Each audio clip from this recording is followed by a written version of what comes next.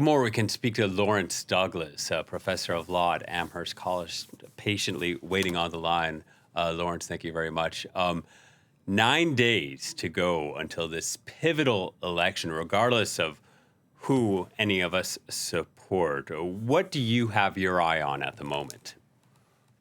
Well, given the foibles of the way we elect a president, through the Electoral College, basically 43 of the 50 states in the United States right now are irrelevant. So basically, all eyes are on 7 of these so-called swing or battleground states: Arizona, Nevada, Wisconsin, Michigan, Pennsylvania, Georgia, North Carolina.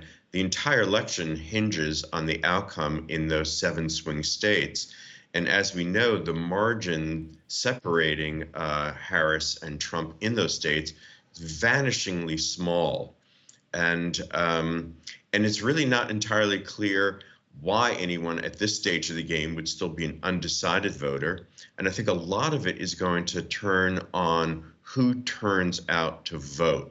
I think that will be a critical thing. And then it remains to be seen whether, for example, Arab Americans in the state of Michigan, because of unhappiness about the war in Gaza, whether they will refuse to vote for Kamala Harris and potentially then give this vital battleground state to Trump. Those are things that I think we all need to be paying very close attention to. Yeah. Meanwhile, this Sunday, Kamala Harris will be in Pennsylvania, one of the 7 swing states you mentioned. Donald Trump, though, he won't be in one of those swing states. He'll be in New York, of all places, at Madison Square Garden. Why is he making the choice to move his campaign there? I guess, I suppose it's some kind of tactical decision. Again, as I said, I'm not sure how many undecided voters actually remain out there. And I think he just wants to demonstrate that he has some kind of strength in the city from which he, basically established his business and where he has lived his entire life, and to show that there is a enthusiasm for his campaign, even in this, very blue state and a very, very blue city.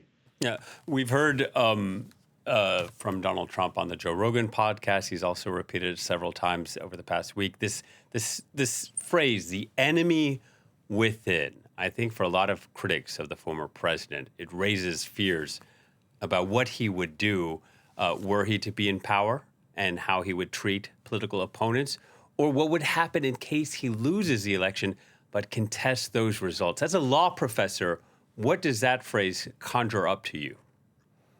Well, I mean, it's not even, you don't have to rely on my expertise. I mean, I think it's quite extraordinary that Mark Milley, who after all was the head of the Joint Chiefs of Staff under Trump himself, the highest military officer basically in the United States, has called Trump a fascist in no uncertain terms. And certainly that language of enemy within certainly conjures fascist regimes. It remains to be seen what kind of power Trump would actually be able to exercise for going after his enemies, but he certainly could politicize the Department of Justice in ways that basically reward friends, punish enemies. So I think we need to pay attention to that, very, very closely. It's an extremely disturbing escalation in the kind of rhetoric that Trump specializes in. So when we hear Democrats raise concerns about Democratic backsliding if Trump were back at the White House, is that a political message, or is that something that, as perhaps an objective observer would say, would be something that would factually occur? Again, I would hope it would not occur, but I think we have every reason to believe that Trump delivers on his promises. This is not what we call a particularly ambiguous person when it comes to his political messaging. He's very direct. And again, we should pay attention to the fact that it's not simply Democrats who worry about this Democratic backsliding. It's many of the leading members of Trump's own administration.